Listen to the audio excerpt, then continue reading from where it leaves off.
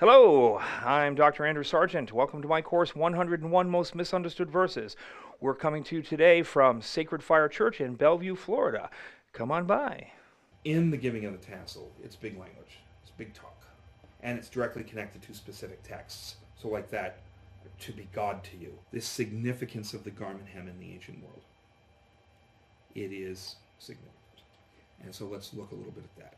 So the significance of the garment hem appears to go back to the early development of Semitic religion, where sacrificial skins were the distinctive garments of both God and worshiper. All right, so this guy named W. Robertson Smith, where the animal that was made a sacrificial beast by being sacrificed to the god, association with that animal in eating it, brings a connection between you and the god, and brings the divine life and protection of the god to the worshiper. So it's like there's the God and there's me, and we have the sacrificial animal. I might take the blood of the animal and I smear it on the God, and I maybe take the blood of the animal, smear it on myself, and I take the horns of the animal and I put it on the head of the God. Gods are often portrayed as wearing horns, and one of the reasons they did it is because it was the symbol of the sacrificial beast. I take the fat of the animal and I burn it to the God, and I take the meat of the animal and I eat it. And that which is in me is and that which is in you, and we are made one. It's a unification with the God, and the sharing of the meal. I take the meal, you eat some, and I eat some, and he gets some. We burn some, and we eat others, and then I take the skin of that beast, and I make it into a garment, and I wear it. And thus I'm wearing the divine protection. I'm wearing the union. I'm wearing the bond as myself. So what's going to happen is, when we get to colors, if I take the hair, i.e. wool, of the animal that's been sacrificed, bind it into a cloth, and then dye it into the colors of sacrifice, and wear it, I'm doing the exact same thing. It becomes a symbol of my own God, my relationship with my God, the protective power of my God. These garments are going to become the beginning of what is later going to become this garment hem. This concept of this hem. It grows, like things grow. And just like we can use phrases today that people don't know the origins of the phrase, they don't even know what it means. So I'm curious with the young people, if you talk about dropping a dime on somebody or diming somebody out, my kids know that means, well, they know the whole thing now, but at one point I realized that they didn't actually know what that meant because they never used payphones. And when they did, they would have been a quarter. Yeah. Drop a quarter on. So to dime somebody out or drop a dime on somebody means you go to the local payphone, drop in a dime, call the police, and tattle on them. My kids knew what it meant to drop a dime on somebody and to dime somebody out, and had no idea where it came from. By the time we get to the Israelites, there are going to be things they do that have a long history, a long life. They do not necessarily consciously know that what I'm doing here is connected to this thing thousands of years ago, any more than we do. But it simply has that meaning. Right? So I'm going to talk about what it means, where it came from, which is what we're doing now. But we just want to recognize why the hem. Like I can tell you, the hem is a mystical / symbolic extension of the essence of the worshiper in relationship to his God and society. I'll just tell you that. That's a fact. Now why? Here we're talking why. Okay. It starts with this concept of the sacrificial animal and what you do with every single part of the sacrificial animal. Part of which goes to the God, part of which goes to me, and part of which goes to those that I'm in covenant relationship with, sitting down and dining at a table. So our relationship with the divine through the sacrificial animal in every single way is important. From taking the hair of the sacrificial animal, the skins of goats, the hair of goats, the wool of sheep, and the blood and the fat and the meat and the horns and everything else, and then mixing it all up. I'm wearing some, you're wearing some, I'm eating some, you're eating some when I smoke it up to you. I'm taking blood and smearing it on you, I'm taking blood and I'm putting them up. You're in the tabernacle and you're putting blood on earlobes and sprinkling blood here, and we're all like, oh, that's gross, that must have reeked. Oh, that must have smelled so bad. I hope they wash that away later. It must have been atrocious. I really think if I was in the ancient world, I'd have to just bring a puke bucket with me everywhere I went. So we want to start there. So the worshiper dresses himself in a similar fashion to his god. So he's got a god, and he makes garments for the god, whether he's big or little. We always think huge, but a lot of times it's just very little. They make little outfits for them, and they make hems, little ornates, and so we're going to talk about the hems of the garments become almost like family crests. Well, it has to do with your god and what he's wearing. So you're wearing what he's wearing. You're imitating his clothes. And so you're absorbing power and sanctity from the contact. He insists that these garments were more than just protection from the elements. They're a means of acquiring divine protection, absorbing the life energy from the animal and becoming kin to his victim and to the god through it. Seems weird to us. God is frequently pictured as having horned hats. Gods they're pictured having the horned hats. And biblical poetry speaks often of the horns of Yahweh, which are also the symbol of the power of the ox. We have that guy in Kings that takes the horns and gorge. Oh, so shall you gore your enemies, the power of the ox. All right, they're symbols of incredible power.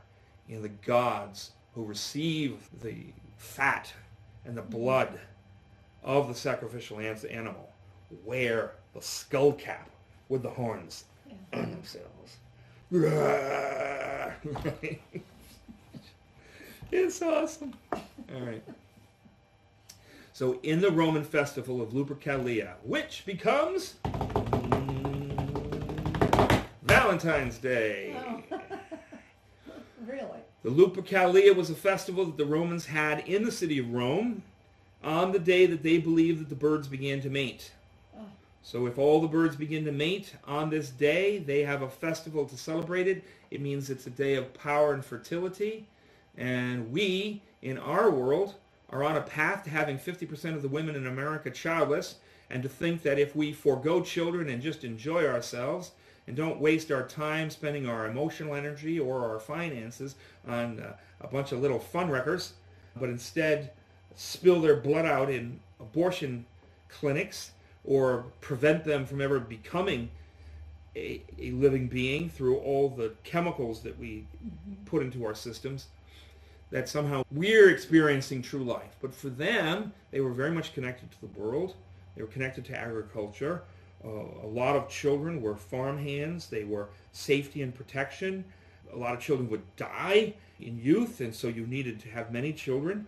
Somebody had to be there to take care of you when you were too old to walk down the street and could no longer fend for yourselves. And somebody had to be there to take care of you, or you just died.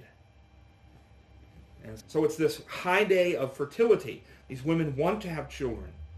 They want sons that will take care of them in their old age. And even if their husbands betray them, sons will take care of mama. They want to have that.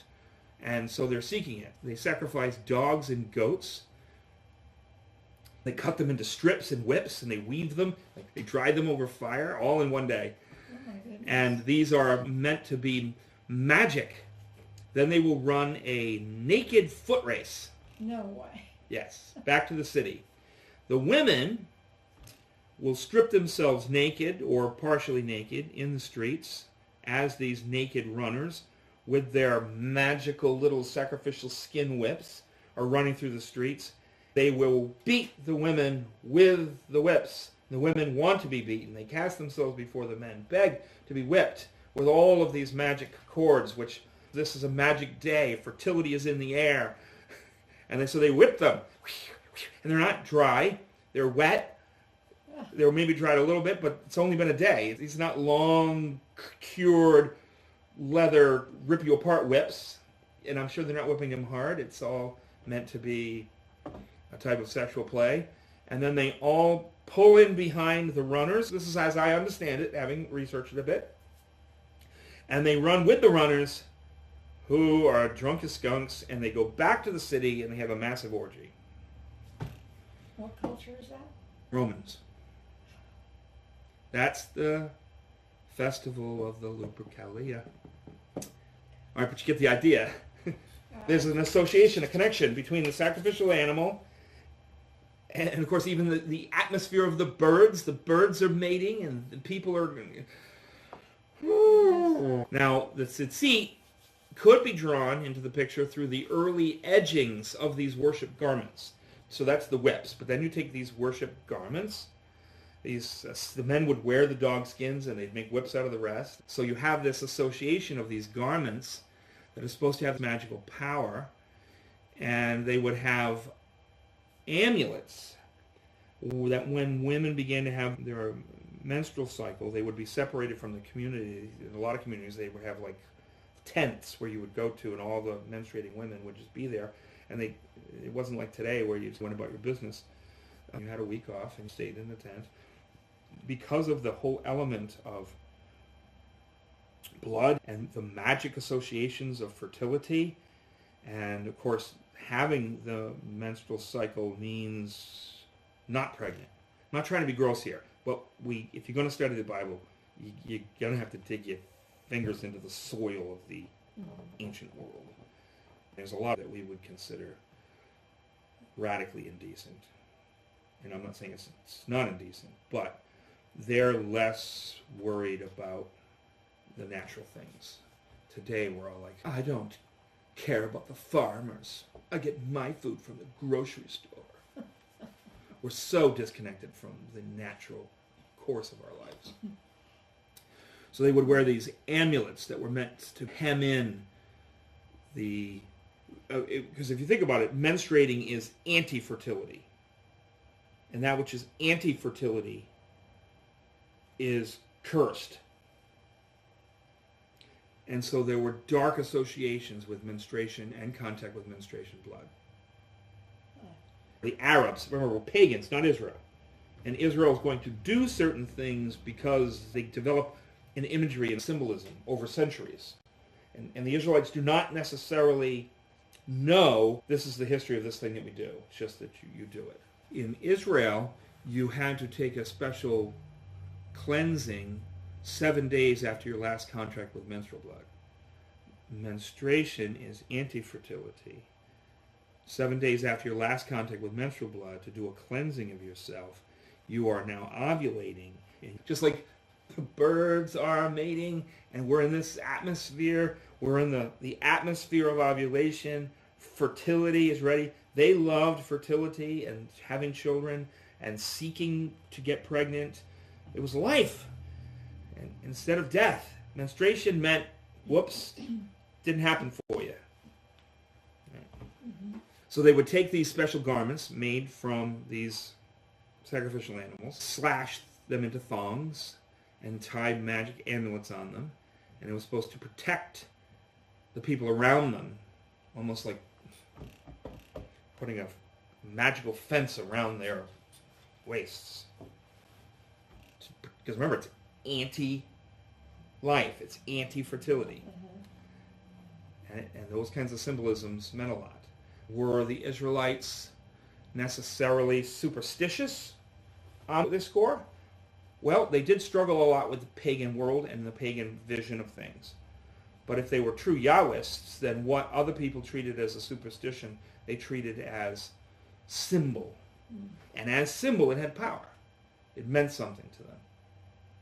When we're done with all of this stuff, I don't want it to be that I just told you that the hem is a priest symbol.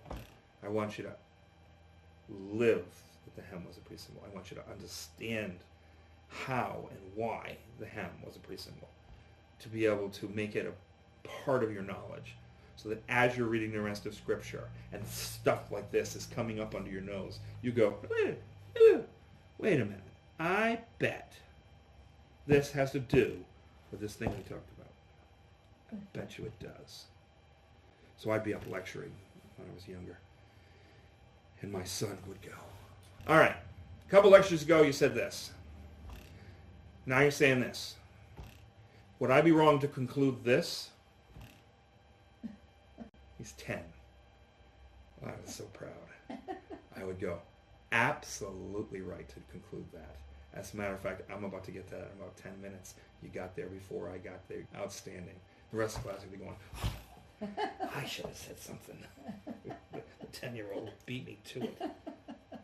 Now my daughter would also get there, but she would just never speak. My oldest was not super talkative. Yeah. All right, so we're tracing the garments, moving toward the concept of the hem and the religious associations of the hem of the garment. These edges, which would be cut into strips and hung with magic amulets, these magic skins among pagans, magic skins that were made from the animals of sacrificial things. But then it's going to it will also count if you shave the hair of animals that are dedicated to be sacrificed. And you take that hair, the wool, and you weave it into a cloth. It's going to carry for that too, not just the skin, but the hair, the wool from that animal to be sacrificed to the god. Even when they made drums, the drums were made from the skins of sacrificial animals. They would play these drums, literally making music with the skins of the animals sacrificed to the god. In their worship, they beat those skins to create music deemed to have magical influence. Everybody recognized that music comes the savage beast. They knew that there was something special about music. They understood that singing, song, and lyric had more power. In both Sumerian and Babylonian documents, there appears a garment called the sisitu. Well, I haven't practiced saying that word in a long time. It's a Babylonian sacred garment. It's one of these garments made from a sacrificial animal. According to Stevens, who was writing around the turn of the century, 1800s into the 1900s, the term is applied to the significant portion of this garment. It's applied to the hem, and at times any tassels that were on the hem. So the sisitsku is the word for this hem, which is made from sacrificial animals, from the hair of sacrificial animals, and is going to be colored to imitate the blood of sacrificial animals. You got to remember that it travels over time. So what starts here, in terms of this, sometimes the things that we do, when you actually look at their origins, I don't think it disqualifies what we're doing, but it can just be interesting to train. Like, why do we have a best man and maids of honor? A lot of it has to do with the messiness of marriages in the ancient world. And the kinds of terrible things that happened at weddings when a jealous suitor who got beat out shows up to kill the groom. Right? And so we have all kinds of stuff. Why are we throwing this bouquet? Because it's back in ancient times, everything associated with the bride, she is an image of fertility. The birds are mating. The whole air is filled with fertility. Let's have a festival. So the bride was considered to have a special fertility magic. So people would often come and try and tear things off of her to get a piece of that magic. She would take the bouquet, throw it, and they'd run for it, and she'd run away. Right? This is what I'm hearing. This is some of the reading that I've done. But now, that's not why we do it. There's no remnant. There's not even a fabric of memory or intention in what we do connected to what we used to do. No. So the same thing's going to happen in the biblical world. When we're getting to the period of Moses, David, there's a long forgotten history. But we have a present practice. And the meanings of that practice are what they are, not what they were. So a people of symbolism may practice something because of the symbolism of it, but have no memory or practice or concern or devotion on any level. So we've got to remember that. You start with these garments that are all part of the sacrificial world. Clothing is connected to sacrifices, connected to the association with gods and the protection of the gods, and magic and superstition and ritual. By the time we get to the period of the Bible, a lot of the practices of garment imagery are symbol and messaging, not necessarily magic. Although among the pagans, the magic and the superstition remains. Right, so like to the pagans, there's deity in the sun. To the Israelites, the sun is a thing made by God to do a job, not a think. It's not a thinking, acting being. The sea is not a demon dragon or even being controlled by a demon dragon. It's just water. And it walks and it does what water does because God made the world. And yet, the imagery and the symbolism associated with these things are still part of their life and their world, even though they don't believe that the sun is a being or that the sea got a being associated with it. That doesn't mean that they don't have symbolism and practices that have that as some kind of an origin. Now, not in the sense that some people in the School of Religion's approach tried to present biblical religion as just on the natural flow. It used to be this, but it became this, and it was just all natural, and this is no more trustworthy than what came before it. And it's not the case. Biblical religion is not on the logic train of natural religious growth. Biblical religion stands diametrically opposed in every conceivable way to the worldview that gave birth to paganism. It is not a long distant cousin or descendant. It is an intruder in the world. God broke into pagan history and planted his word and his spirit in order to reclaim man for his purposes, the purposes for which he made man. And it's a breaking into history. It's a big stop sign. Let's knock it off. This is nonsense. And although the people that were given this messaging in terms of Yahweh and the prophets of Yahweh often struggled with the worldview that was around them, doesn't change the fact that the biblical worldview it's a recovery mission for the way God made the world to be and made the world function. For the Hebrews, the hem of the garment seems to be a mystical / symbolic extension of the individual, particularly in relationship to his God, and thus it works its way into a number of religious, political, social, ritualistic, and financial institutions. The hem is important in all of these different areas. All right, so let's talk a little bit about that. So the mystical symbolic representation of a man in relationship to his God, because its association is to the concept of the garments as made from sacrificial animals, and thus are part of the relationship that he has with his God. And so, of course, to strip a man naked is to leave a man in an unprotected condition, not just from the environment, but from spiritual forces as well. It was used in marriage and divorce, where wealthy wives would wear hems that matched their husbands, just as their husband was wearing hems that matched their gods. Poor people, no doubt, were not able to really participate in this, but this is part of the life of anyone of substance and significance, anybody that had the money to enjoy the privileges of these symbols. It was inheritance and disinheritance. They used to sew money into the hems of their garments. For a son to have his garment taken away was a symbol of disinheritance. To be given a garment was a symbol of inheritance or re-inheritance. So here's Adam and Eve. They've fallen into sin. The whole world is cursed on their behalf. And God gives them garments. He clothes their nakedness. Now, obviously, Adam and Eve were not sitting there going, oh, I recognize the long history of this symbol as a re-inheritance issue. But the people who are reading the story recognize it. It had a very practical and physical relationship to that moment of receiving the garment from God. It's that olive branch.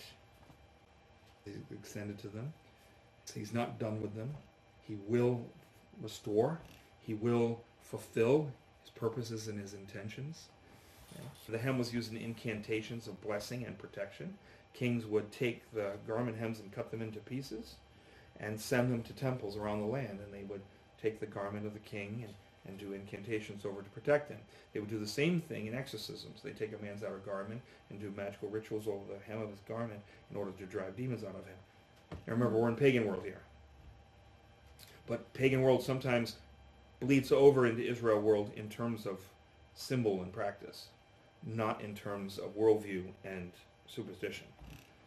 Right? Pagan manipulation through the grabbing of the hems. You could seal a covenant through the grabbing of a hem.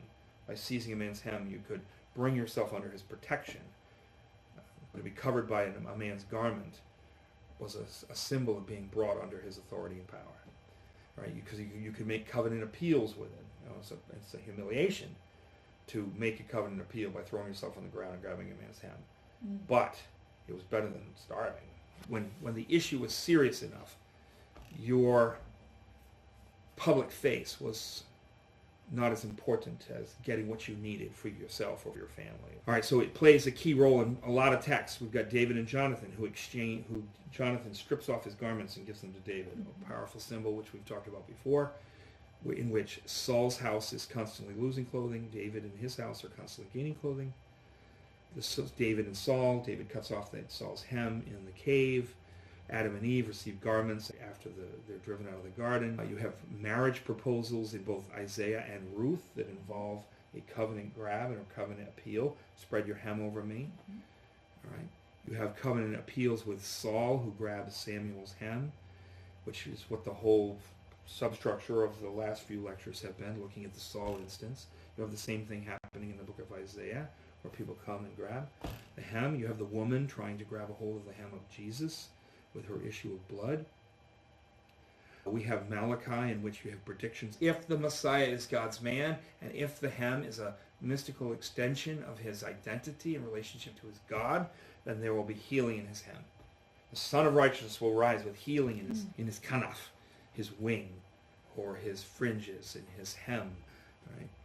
You have the bequeathing of healing in Mark as people line up in all requests to grab a hold of Jesus' hem. You have the Pharisaic pomp. They make their hems broad and their tassels long. You have the use of clothing in death rituals, which the tearing of clothes, the ripping of hair. Now, why do they tear clothes and rip hair? If you ask them why they did it, they might say X, Y, and Z. We can study the history of death rituals and know that the reason in history of death rituals was A, B, and C. Is that you, in your grief and your sorrow of a loved one who's going on, you covenant with the dead. And so they would cut themselves and take the blood of their own head, and they would smear it on the face of the dead.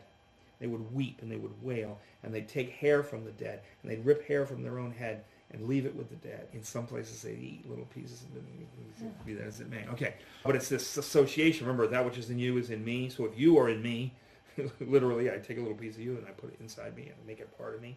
I wear your hair. Right now they got people where they take the hair of the dead and they make chains out of it and other kinds of things. Yeah. It's this covenantal association and connection with the dead.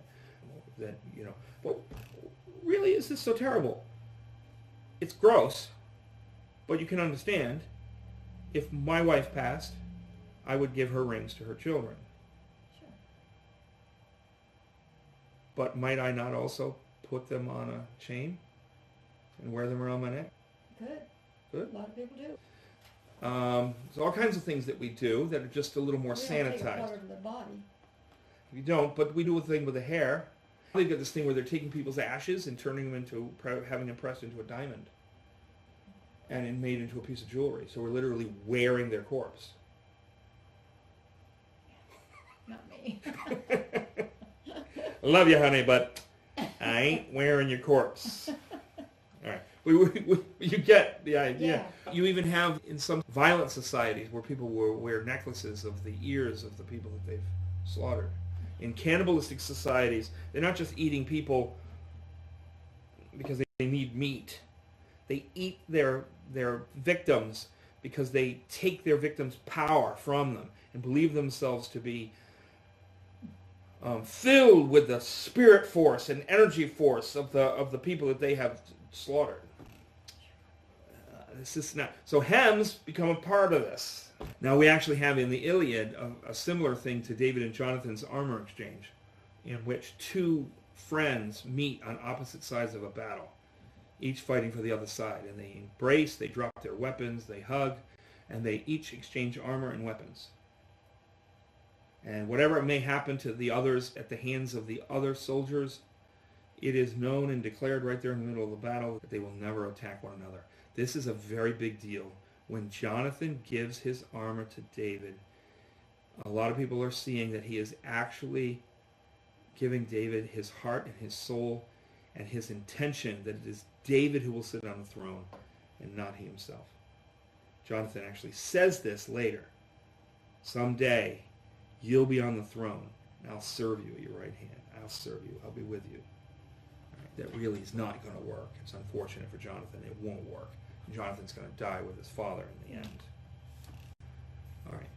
So this garment, this Babylonian Sisiktu garment, was grasped when making petitions from men and gods. The act of a lesser to a greater. So in order to grab somebody's hem, you have to acknowledge yourself as the lesser. People with any kind of dignity were not ready to throw themselves on the ground and grab somebody's hem. It really is a position of humiliation and probably prevents it from being too manipulative. It can be an act of great manipulation. Saul is definitely manipulating Samuel when he throws himself on the ground and grabs his hand, as the king, bringing himself below the prophet in order to get something out of the prophet. All right. So there is an element of coercion, and some people think, no, because it's a lesser to a greater. You think a servant can't manipulate a master? Oh, servants manipulate masters all the time. You can use your position as an inferior. That's what paganism is. To take the power of gods who are greater than you are, and through the manner of your supplication and submission to them, to turn their power to fulfill your will. It's the very essence of paganism. So it's not out of consideration that the grabbing of hems can be as much of an act of manipulation as it is an act of worship and necessity. All right, so this guy by the name of Calavitio, who has written a magnificent book on frozen formulas for covenants. So like we have form letters from lawyers. We have phrases that we can use that automatically put you in a certain state of mind. Like, dearly beloved, we are gathered here today. Well, we're at a wedding. I, Andrew D. Sargent, being of sound mind, I'm in a will. I know it. So you have these kind of like these automatic actions that you perform that puts you in the mind and the frame of covenant making and the like. So he's written an entire book on these frozen formulas. One of his big frozen formulas is grabbing the hem of the garment as an act of covenant, to bring yourself and to underneath a person's authority and power in order to seek the protection that being under their authority and power affords you. So Ruth is going to go, and she's going to fold back the hem of his garment. He's sleeping under his outer garment as a blanket. She folds it back, exposes his feet, get cold. He wakes up, like, it's pitch black. He answers, someone there? Well, someone there? She announces who she is, and she says, spread your hem over me. For you are the Goel, the near relative, the one responsible for redeeming my life and the life of my ex-husband through the bearing of a child that will carry his name and inherit his property. I just paraphrase that, but that's essentially what it means. And he goes, oh, rats, this is a guy that's closer than me. But don't worry, I'll take care of this. I'll make it true. Right. Now, then he's going to fill her garment. And this idea of the holding out of the garment, that's a big deal too. You hold out the garment and you seize the hem of your own garment and you fill it with stuff, and he loads her up with all this stuff in the garment that she then carries. Oh man, there's so much imagery here with the garment. This is not just, we throw clothes away, they get a little tight, we give them away, they're free everywhere. Clothing was expensive. Clothing had a vitality to it that was beyond its practical function to protect and to warm. Way beyond that. All right, so the hem is used in marriage and divorce, inheritance and disinheritance, incantations of blessing and curse, demonic deliverance, invalidating prophecies. A prophet would give a prophecy, and he would take some of his hair, take some of his own blood, and put it on the document, and he would take a piece of his own clothing, his hem of his garment, a piece of it, and bind it together with the prophecy to tie his soul covenantally to the fulfillment of the prophecy, which could become a curse upon him if he's cheating and lying. You used it to secure promises, to seal business contracts. So because your hem was often like a family crest, you could take that hem, which screamed to everybody in the community, that's so-and-so's hem, and you could press it into a clay tablet. We have the tablets where a person is making this agreement.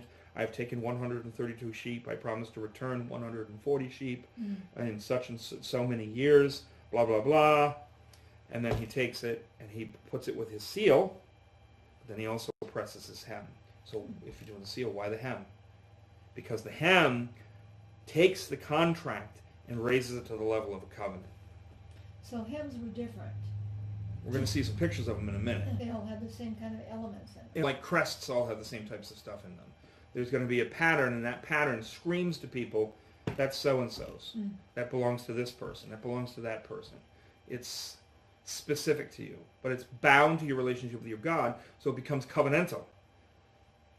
Right?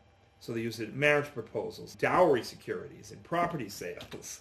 Right? Psalm 36 and Psalm 91, hem or hen.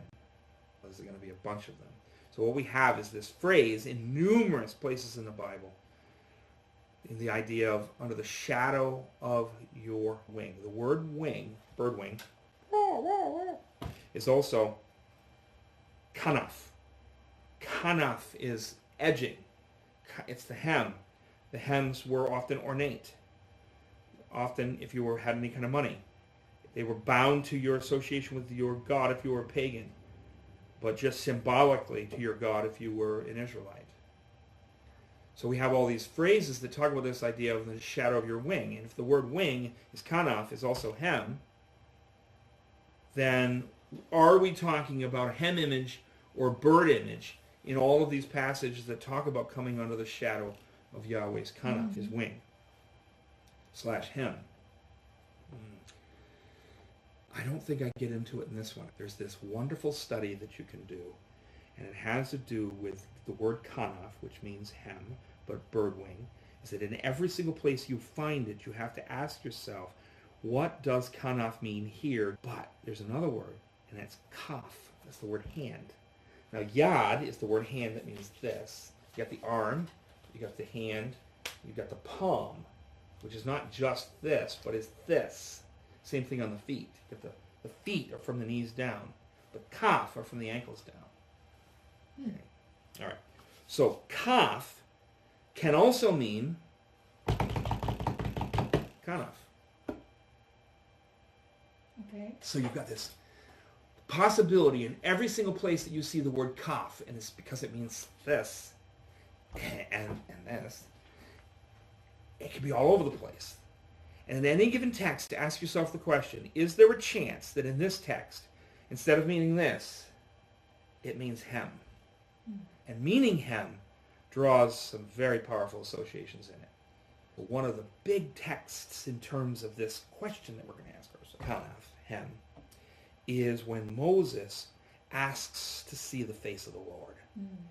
He said, no man can see my face and live.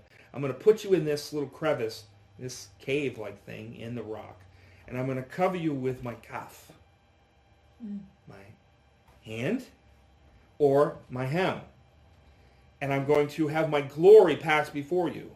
And as the glory passes before him, he hears the sound of the Lord. He's covered in the kaf of the Lord.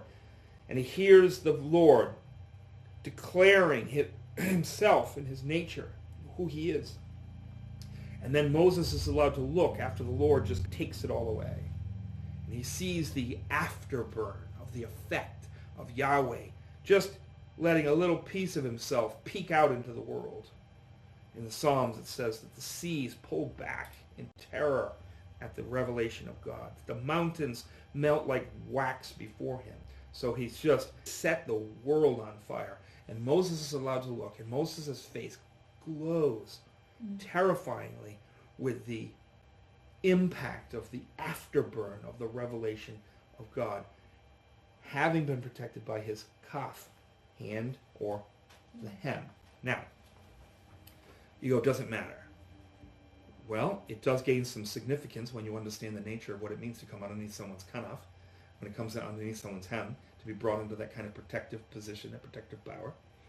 After Elijah kills the prophets of Baal, he goes running. Jezebel says, may the gods do so to me much worse if I don't have your head on a pike by tomorrow. I'm paraphrasing.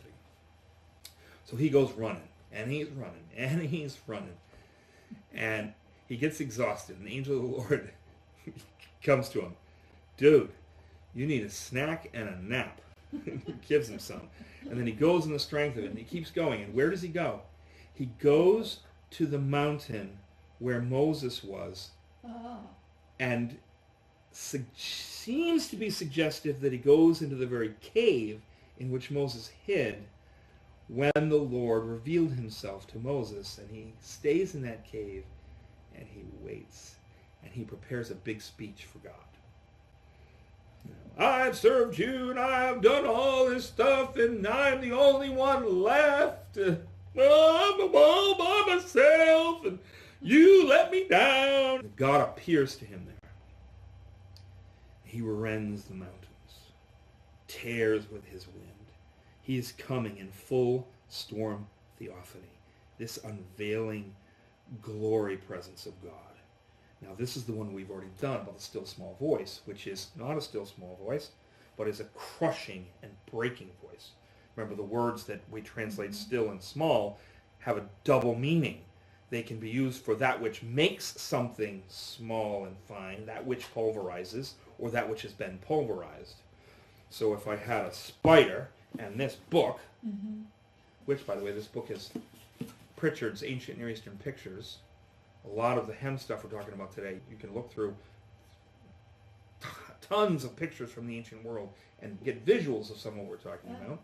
But if I took this book and I smashed that spider, I could use that phrase, still small, for the book, which renders spider, or for the spider who has been rendered, use the same phrase.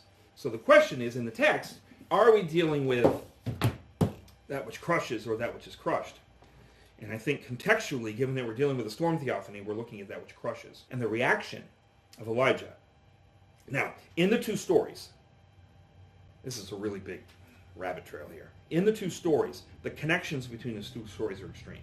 It is very obvious. If you ever get a chance to hear Melody teach on Elijah, she does a fantastic piece on the connection to these two stories. So, just as Moses is put, when he's in the cleft, he's covered up by the cough of God. When Elijah goes to leave the cave to confront this voice that has come to him, he takes the mantle, his garment, and he covers himself in his garment. And so he doesn't look. He goes out to confront this storm theophany, this theophanic wonder of the revelation of God that is ripping the world to pieces around him. He covers himself in his own garment when he goes out to confront him. So, with all the associations and connections between these two stories, which are not accidental, we find this thing with the kaf and the mantle. If you like what you're hearing today, please subscribe below, and don't forget to share it on as many platforms as you can, and tell your friends to watch. Thank you.